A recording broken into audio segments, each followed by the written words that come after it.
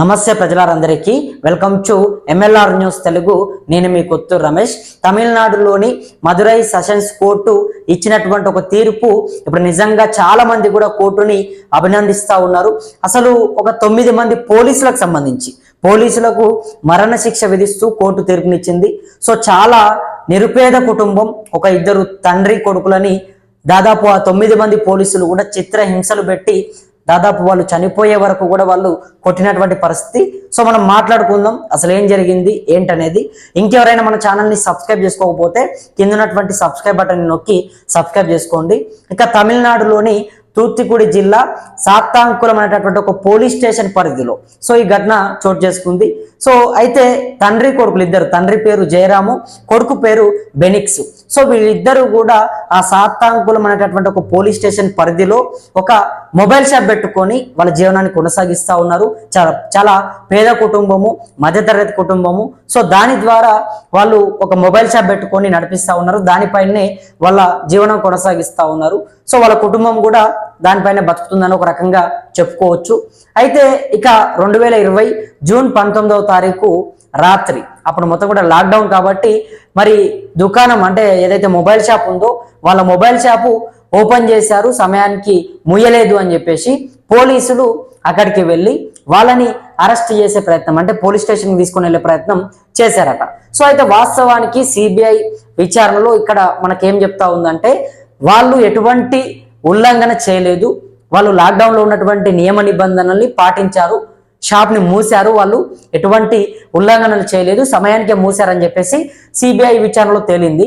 కాకపోతే పోలీసులు మాత్రం వాళ్ళని తీసుకొని వెళ్ళి ఏదైతే సాత్తాంకులం అనేటటువంటి పోలీస్ స్టేషన్ పరిధి ఉందో అక్కడికి తీసుకొని వెళ్ళి దాదాపు వాళ్ళని రాత్రి 9 గంటల నుంచి ఉదయం 4 గంటల వరకు చిత్రహింసలు పెట్టినటువంటి పరిస్థితి.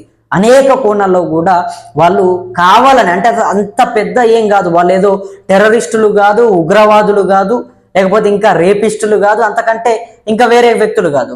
పేద కుటుంబము, ఏదో ఇంత కూలోనాలో చేసుకుందామని చెప్పేసి ఏదో ఒక ఉపాధి కోసం వాళ్ళే ఒక మొబైల్ షాప్ పెట్టుకొని వాళ్ళు బతుకుతా ఉన్నారు, వాళ్ళ కుటుంబాన్ని పోషించుకుంటా ఉన్నారు. చాలా గరీబు వాళ్ళు. సో అటువంటి వాళ్ళని పట్టుకొని వెళ్ళి మీరు సమయానికి ముయ్యలేదు అది అని చెప్పి తండ్రి కొడుకులు ఇద్దరిని, జయరాము బెనిక్స్ అనేటటువంటి వాళ్ళిద్దరిని కూడా తీసుకొని వెళ్ళి ఈ సాత్తాంకులం అనేటటువంటి పోలీస్ స్టేషన్లో రాత్రి 9 గంటల నుంచి, నేను మాట్లాడుతుంది జూన్ 19వ తారీఖు 2020 రోజు గురించి. సో అప్పుడు రాత్రి 9 గంటల నుంచి పొద్దున 4 గంటల వరకు కూడా ఒక క్రూరంగా, చాలా నీచంగా, ఎంత ఘోరంగా అంటే అంత ఘోరంగా వాళ్ళిద్దరి పైన, తండ్రి కొడుకుల పైన పోలీసులు దాడి చేసే ప్రయత్నం చేశారు. లాఠీలు మొత్తం కూడా ఇరిగే విధంగా, వాళ్ళ రక్తపు చుక్కలు మొత్తం కూడా, రక్తపు ముద్దలు మొత్తం కూడా గోడలకు చిట్లే విధంగా అంత దారుణంగా వాళ్ళని కొట్టే ప్రయత్నం చేశారట. దాదాపు 9 గంటల నుంచి ఉదయం 4 గంటల వరకు కూడా విడిచిపెట్టకుండా 9 మంది కలిసి, మరి ఇందులో ఎవరి పాత్ర ఎంత ఉందో మనకు తెలియదు కానీ 9 మంది కూడా ఇందులో ఉన్నట్టుగా కోర్టు చెప్తా ఉంది. 9 మందికి కూడా ఇందులో పూర్తి స్థాయిలో కూడా ఇందులో ఇన్వాల్వ్ అయినట్టుగా కోర్టు చెప్పింది. సో వాళ్ళిద్దరిని కూడా ఎంత వీలైతే అంత, ఎంత ఇష్టం వస్తే అంత కొట్టే ప్రయత్నం చేశారు. కొట్టిన తర్వాత ఈ కోర్టుకు తీర్పు ఇవ్వడానికి కూడా చాలా రోజులు సమయం పట్టింది. సో దాదాపు గతంలో 2012లో ఇటువంటి తీర్పు ఇచ్చింది. మళ్ళీ తర్వాత చాలా రోజులకు కూడా మనం ఇటువంటి తీర్పు వింటా ఉన్నాం. ఎందుకంటే చాలా మంది సామాన్య ప్రజలు, నిరుపేద ప్రజలందరూ కూడా ఆ పేదవాళ్లకు ఏమీ తెలీదు. పోలీసులు చెప్పిందే వేదము, వాళ్ళు చెప్పిందే ధర్మము, వాళ్ళు చెప్పిందే న్యాయం అని అనుకుంటా ఉంటారు. సో వాళ్ళు చెప్పింది నిజంగా కోర్టు ఏం చెప్తా ఉందంటే పోలీసులు బాధ్యత గలగా, ఒక బాధ్యతతోని వ్యవహరిస్తే బాగుంటుంది. లేకపోతే ఇవాళ చూసినాం కదా మరణశిక్ష, 9 మందికి కోర్టు మరణశిక్ష విధించింది. కొన్ని రూల్స్ ఉంటాయి, ఆ రూల్స్ని ఉల్లంఘిస్తే గనక అది పోలీసులైనా ఎవరైనా కూడా చట్టానికి అందరూ సమానమే. పోలీసులు మితిమీరి చేస్తే గనక, ఇంకా ఏమైనా అంత అడ్వాన్స్డ్గా ముందుకెళ్తే గనక కోర్టు ఇటువంటి తీర్పులు తీసుకోవడం జరుగుతుందని చెప్పి మనకి ఇక్కడ చాలా స్పష్టంగా అర్థమవుతా ఉంది. సో ఇక మనం గనక చూసుకుంటే 9 మందిలో ఒక ఆయన సిఐ, 2 ఎస్ఐలు, మిగతా 6 మంది కానిస్టేబుళ్ళు. ఈ 9 మంది కూడా అందులో ఇన్వాల్వ్ అయ్యారు. సో వాళ్ళిద్దరి చావుకు కారణమయ్యారు. దాదాపు ఆ జయరాము, బెనిక్స్ అనేటటువంటి 2 తండ్రి కొడుకులు కూడా అంటే ఆ జూన్ 19వ తారీఖు రాత్రి తిన్నటువంటి దెబ్బలకు మళ్ళీ ఎంత ఘోరం అంటే వాళ్ళతోటే, అంటే వాళ్ళని కొట్టిన తర్వాత వాళ్ళకు వచ్చినటువంటి రక్తం ఏదైతే ఉంటుందో, ఆ గోడలకు చిక్కినటువంటి రక్తం ఏదైతే ఉంటుందో దాన్ని మొత్తం కూడా వాళ్ళతోనే క్లీన్ చేయించి, దాంతోనే శుభ్రం చేయించి, బట్టలను మొత్తం కూడా తీసుకొని వచ్చి తుడిపించి వాళ్ళని మళ్ళీ శుభ్రంగా రెడీ చేయించి మార్నింగ్ హాస్పిటల్ తీసుకొని వెళ్ళే ప్రయత్నం చేశారట. హాస్పిటల్ తీసుకొని వెళ్ళిన తర్వాత ఏమీ లేకుండా, ఎటువంటి ఇబ్బంది లేదు, మంచిగానే ఉన్నారు, ఆరోగ్యంగానే ఉన్నారు, ఏమీ ఇబ్బంది లేదని చెప్పేసి మంచి ఒక సర్టిఫికేట్ తీసుకొని, పోలీసులకు అనుకూలంగానే ఒక సర్టిఫికేట్ తీసుకొని మెజిస్ట్రేట్ ముందు, కోర్టు ముందు, న్యాయవాదుల ముందు పెట్టే ప్రయత్నం చేశారట. సో పెట్టిన తర్వాత తర్వాత మళ్ళీ రిమాండ్ విధించడం జరిగింది. తర్వాత మళ్ళీ వాళ్ళు రిమాండ్కి వచ్చినారు. వచ్చిన తర్వాత కూడా ఒక 2 రోజులు అంటే జూన్ 19 తారీఖు వాళ్ళు కేసు అంటే నమోదు చేసుకునే ప్రయత్నం చేశారు. ఆ రోజు రాత్రి వాళ్ళని కొట్టే ప్రయత్నం చేశారు. తర్వాత 20గా మళ్ళీ కోర్టుకు వెళ్ళడం, తర్వాత వచ్చిన తర్వాత కూడా జూన్ 23వ తారీఖు 22వ తారీఖు వాళ్ళిద్దరు కూడా కొన్ని గంటల తేడాలోనే తండ్రి కొడుకులు ఇద్దరు కూడా చనిపోయినటువంటి పరిస్థితి. వాళ్ళిద్దరిని కూడా చనిపోయే విధంగా అంత దారుణంగా వీళ్ళు కొట్టే ప్రయత్నం చేశారు. కోర్టుకు వెళ్ళేటప్పుడు కూడా కొట్టిన తర్వాత ఎటువంటి గాయాలు లేవు, ఏం జరగలేదు, సో మంచిగానే ఉన్నారు, క్షేమంగానే ఉన్నారు అని చెప్పేసి కోర్టుని కూడా నమ్మించే ప్రయత్నం పోలీసులు చేశారు. సో పోలీసులకు ఇవన్నీ కూడా నిజంగా వాళ్ళ దగ్గరనే ఉంటాయి అన్ని, కాబట్టి ఏదో చేసే ప్రయత్నం చేశారు. నమ్మిద్దాము, కోర్టు కళ్ళు మూద్దాం అనుకున్నారు. కానీ 9 మందికి మరణశిక్ష విధించింది. సో వాళ్ళ ఎన్ని ప్రయత్నాలు చేసినా ఏం చేసినా కూడా కోర్టు ఇవాళ ఎవరైతే ఆ సామాన్య తండ్రి కొడుకులు ఉన్నారో నిరుపేద కుటుంబాల నుంచి వాళ్లకు న్యాయం చేసిందని చెప్పొచ్చు. వాళ్ళ ప్రాణాలు తిరిగి తీసుకురాలేదు కావచ్చు, కానీ 9 మందికి అయితే మరణశిక్ష విధించింది. సో వాళ్లకు గతంలో ఈ జయరామ్ అనేటటువంటి వ్యక్తి, ఆయన తండ్రి, సో ఆయన గతంలో కూడా హార్ట్కి సంబంధించి హార్ట్ ప్రాబ్లం ఉండేదట. సో దీంట్లో కూడా అంటే హార్ట్ ప్రాబ్లం ఉంది కాబట్టి చనిపోయాడని చెప్పేసి కూడా తర్వాత మళ్ళీ దీన్ని సరిదిద్దుకునేటటువంటి ఒక ప్రయత్నము పోలీసులు అందరూ కూడా చేశారట. తర్వాత కొడుకుకి కూడా ఆయనను కూడా కొట్టే ప్రయత్నం చేశారు. ఇద్దరిని కూడా ఎంత వీలైతే అంత లాఠీలతో మొత్తం కూడా కొట్టారు. దారుణంగా కొట్టిన తర్వాత ఇదంతా కూడా సిబిఐ విచారణ చేసింది. లాఠీలో కంటినటువంటి రక్తాన్ని, అదేవిధంగా బట్టలు కంటినటువంటి రక్తాన్ని మొత్తం కూడా DNA టెస్టులు చేసి అసలు ఎక్కడ ఎటువంటి తప్పు జరిగింది, ఏ రకంగా వీళ్ళు కొట్టారు నిజంగా అనేది మొత్తం కూడా సిబిఐ విచారణ చేసిన తర్వాత మొన్న ఈ తీర్పు వచ్చింది. సో మొన్న కోర్టు తీర్పు ఇవ్వడంతో చాలా మంది కూడా అభినందిస్తూ ఉన్నారు.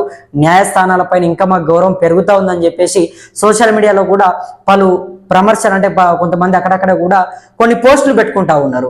అయితే దీంట్లో ప్రధానంగా ఈ కేసుకు సంబంధించి ఒక పులి స్టాప్ పడడానికి కారణం ఒక మహిళా కానిస్టేబుల్. సో ఆమె కూడా చూసే ప్రయత్నం చేసిందా, లేకపోతే మరి ఏమైనా CCTVలో చూసిందా, అక్కడనే సాక్ష్యంగా ఉన్నదా ఏదో తెలీదు. సో ఆమె సాక్ష్యం చెప్పింది, బహిరంగంగా ముందుకు వచ్చేసి కోర్టు దగ్గరికి వచ్చి కోర్టు మెట్లెక్కి ఆమె ఒక ధైర్యానికి, ఆమె సాహసానికి మనం సెల్యూట్ చెప్పక తప్పదు. ఒక మహిళా కానిస్టేబుల్ అయినప్పటికీ కూడా ఆ తండ్రి కొడుకులు ఇద్దరికి జరిగినటువంటి అన్యాయాన్ని ఆమె గొంతెత్తి మాట్లాడిందంటే నిజంగా చాలా గొప్ప విషయం అని చెప్పాలి. ఆమెకు మనం అందరం కూడా అభినందించాల్సినటువంటి అవసరం ఉంది. సో ఆమె ఇవాళ చెప్పినటువంటి మాటలకి కోర్టు అన్ని కోణాల్లో కూడా విచారించి అన్ని ఆధారాలు కూడా సేకరించి ఈ 9 మందికి కూడా మరణశిక్ష అయితే విధించే ప్రయత్నం చేసింది. నిజంగా ఈ కోర్టు ఇచ్చినటువంటి తీర్పు చాలా మంది కూడా అభినందిస్తూ ఉన్నారు. ఎందుకంటే ఇవాళ చాలా మంది పేదవాళ్లకు పోలీసులు ఇష్టం వచ్చినట్టు ఏది పడితే అది, మన దగ్గర అధికారం ఉన్నది, మన దగ్గర మంచి మంచి పోస్టులు ఉన్నాయి, మనం ఇష్టం వచ్చినట్టు చేయొచ్చు, CI అయినము, SI అయినము, ఇంకో పోస్ట్ వచ్చింది, మనం ఎవరేం చేయలేరు, సామాన్యులకు ఏం తెలుస్తుంది, వాళ్ళకి చట్టాలు తెలియవు, ఏం తెలియవు. సో మనం ఏ రకంగా కొట్టినా, ఏ రకంగా ఇబ్బంది పెట్టినా, ఎట్లా చితకబాదినా కూడా మనల్ని అడిగేటోడు లేడు, చెప్పేటోడు లేడు, మనకు ఎదురు ఎవరు కూడా చెప్పరు. సో ఇటువంటి వాళ్ళందరూ ఈ రకంగా కొంత భ్రమ పడతా ఉంటారు, ఈ రకంగా కొంత ఒక కలగంటా ఉంటారు, పగటి కళలు. సో అటువంటి వాళ్ళకు అంతా ఈ వార్త చూస్తే కనుక ఈ 9 మందికి విధించినటువంటి మరణ శిక్ష చూస్తే కనుక ఖచ్చితంగా వాళ్ళకు కూడా చెమటలు గారుతాయి. వాళ్ళకు కూడా ఇప్పటి నుంచి ఒక కరెక్ట్ రూట్ గా ముందుకు వెళ్ళే ప్రయత్నం చేస్తారు. చట్టానికి ఎవరు కూడా చుట్టాలు గారు, ఎవరు కూడా సమానం కాదు, అది పోలీసులైనా ఇంకోరైనా ఎవరైనా కూడా అని చెప్పేసి ఆ కోర్టు చెప్పే ప్రయత్నం చేసింది. మరి ఇక అంటే మీరేమనుకుంటా ఉన్నారు, మీ అభిప్రాయం ఈ కోర్టు ఇచ్చినటువంటి తీర్పు పైన? తమిళనాడులో దాదాపు చాలా రోజుల నుంచి కూడా అనేక చర్చలు జరిగినాయి వీళ్ళిద్దరికి, తండ్రి కొడుకులకు సంబంధించినటువంటి దాంట్లో. అంటే వాళ్ళు లాకప్ లోనే చనిపోవడం, సో పోలీసులు కొట్టలేదు అంటూ కూడా వాళ్ళు ఎన్నో రకాలుగా ఎన్ని రకాలుగా వీలైతే అన్ని రకాలుగా మేము కొట్టలేదు అని చెప్పేసి వాళ్ళు కూడా ప్రూవ్ చేసుకునే ప్రయత్నం చేశారు. అంటే కప్పిపుచ్చే ప్రయత్నం చేశారు, వాళ్ళ ప్రాణాలను కాపాడుకోవడము. ఇక్కడ పేదవాళ్ళకు జరిగినటువంటి వార్త కాబట్టి వాళ్ళని ఏదో రకంగా మభ్యపెట్టో లేకపోతే డబ్బులు ఇచ్చో ఏదో రకంగా క్లోజ్ చేద్దాం అనుకున్నారు. బట్ ఎట్టకేలకు అది కుదరలేదు. సిబిఐ మంచిగా అన్ని కూడా సేకరించింది, కోర్టు ముందు పెట్టింది. తర్వాత మహిళా కానిస్టేబుల్ వెళ్ళి కోర్టుకు సాక్ష్యాలను కూడా చెప్పిన తర్వాత కోర్టు వాళ్ళకి మరణశిక్ష అయితే విధించే ప్రయత్నం చేసింది. మరి మీరేమనుకుంటా ఉన్నారు, దీనిపైన మీ అభిప్రాయం ఏంటి అనేది కింద కమెంట్ బాక్స్ లో కమెంట్ చేసే ప్రయత్నం చేయండి.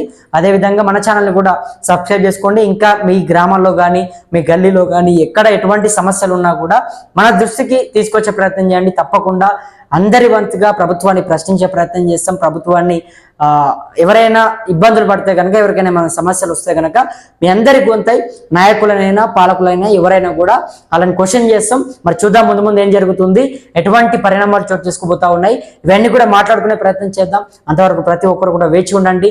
అదేవిధంగా మన ఛానల్ని కూడా సబ్స్క్రైబ్ చేసుకొని మనకు అండగా ఉంటారని చెప్పి నా మనస్ఫూర్తిగా వేడుకుంటూ నేను మీ కొత్తూరు రమేష్. ధన్యవాదాలు మిత్రులారా.